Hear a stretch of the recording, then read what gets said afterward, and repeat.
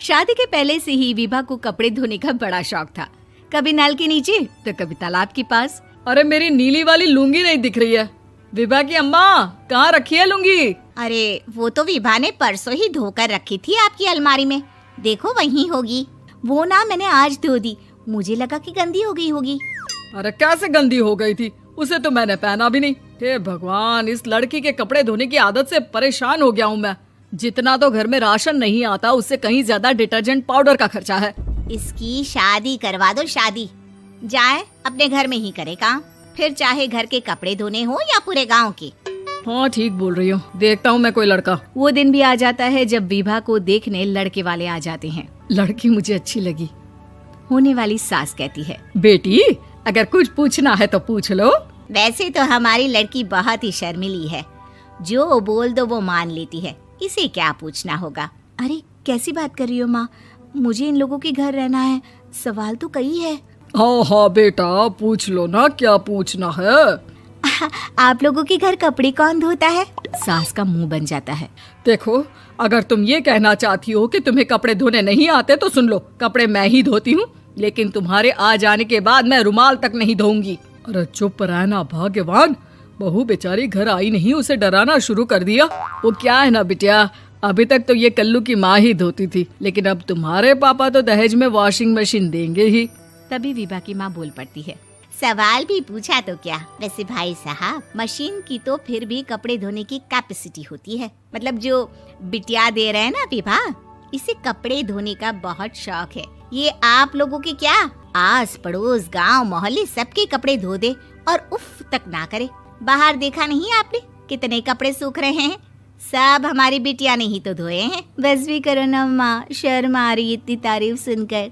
और तो और एक दाग निकाल कर दिखाओ तो मान जाओ। हाँ अच्छा अच्छा, माफ करना बेटा, मैंने गलत समझा। हमें तो रिश्ता बहुत पसंद है। और ऐसे जुड़ जाता है रिश्ता कपड़े धोने का शौक रखने वाली विभा का। उसकी शादी हो जाती है कोयला फैक्ट्री में काम करने वाले कल्लू के साथ। शादी के बाद अचानक विभा चिल्लाती हुई सास के पास आती है। सासू माँ, अरे सासू माँ कहाँ है आप? ये तो धोखा है, धोखा दिया आप लोगों ने मुझे। इसे ससुर के चक्कर के बारे में पता चल गया। अरे तो उसमें तुझे क्यों धोखा मिला है? अरे नल में पानी नहीं आता, कपड़े कैसे कब धुलेंगे? अच्छा अच्छा, तू पानी नहीं आ रहा उसकी बात कर रही है। तो आपने क्या सोचा? कुछ नहीं। अच्छा हाँ, तेरी माँ ने कहा था कि कपड़े धोने का शौक है तुझे, याद आया मुझे। शौक शौक बोलकर कपड़े धोने वाले मेरे जुनून को कम ना आके सासू माँ, कपड़ा धोना मेरा गुरूर है।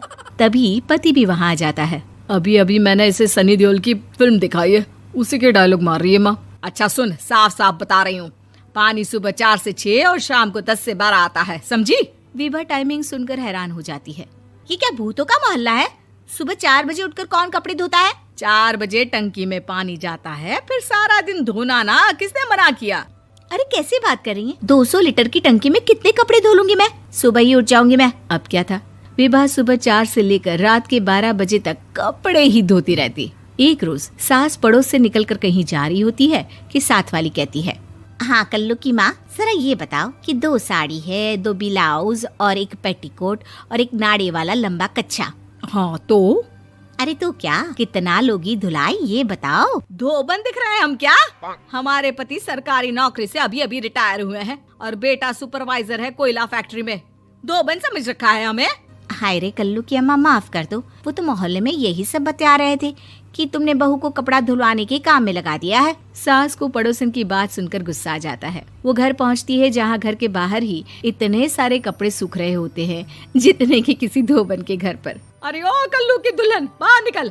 माँ जी यहीं आ जाओ, बाथरूम में चादर धो रहे हैं हम। अरे अभी हम धोते हैं, तुमको बाहर निकलो। ये आस पड़ोस वाले बोल रहे हैं कि हम बहू से कपड़े धुलवा कर उसे कपड़ा धोने वाली बना दिए हैं। अरे छोड़ो ना माँ जी, किन लोगों की बातों में आती हो? आस पास के लोगों का तो काम ही होता है कि वो किसी तरह सास बहू को लड़ा दे। बहू सारे घर के कपड़े धोती है, ये क्या कम है? बोलिए। सास को भी लग जाता है कि वो बहू का ये सनकीपन नहीं छुड़वा सकती, इससे अच्छा है कि खुद ही चुप हो जाए। एक रोज सास और बहू मंदिर जाते हैं, जहाँ सास की साड़ी वहाँ खड़ी भीख मांगने वाली से मिलती है। माँ जी क्या बात है, आपकी साड़ी उस भिखारन से कितनी मिल रही है ना? हाँ हाँ देखो तो, दोनों की साड़ी मिल रही है। क्या बात है कल्लू की अम्मा, तुम खुद को तो अफसर की बीवी बताती हो और ऐसी सिंपल सी प्लेन साड़ी पहनकर घूमती हो। सिंपल और प्लेन नहीं है ये साड़ी। तो क्या सोने के धागे से फूल बने हैं? कुछ भी सासू माँ, कुछ भी। हाँ बने थे इस साड़ी में सोने के धागे से फूल। मेरे पति लेकर आए थे मद्रास से स्पेशली मेरे लिए 10,000 की। ताहे भाई साहब इस भिखारन के लिए भी सेम टू सेम साड़ी लेकर आए होंगे 10,000 की। सास उस वक्त तो कुछ नहीं कहती, लेकिन बहू के साथ घर आती है और अलमारी से एल्बम निकाल कर लाती है। ये साड़ी देख रही है, ये वही साड़ी है जिसे मैंने अभी पहना था। इस साड़ी में ये जो चमकदार फूल दिख रहे हैं ना, ये सोने के धागों से काढ़े गए हैं। लेकिन तू लोकल वॉशिंग मशीन ब्रश से घिस घिस कर सारे फूलों को निकाल कर साड़ी प्लेन कर दी। मुझे माफ कर दीजिए सासू माँ। और तो और, जब मैंने तुझे तेरी गलती के लिए कुछ नहीं कहा, लेकिन तूने तो सबके सामने मेरा मजाक ही बना दिया। क्यों? बहू को समझ में आ जाता है कि अब से उसका कपड़े धोना बंद।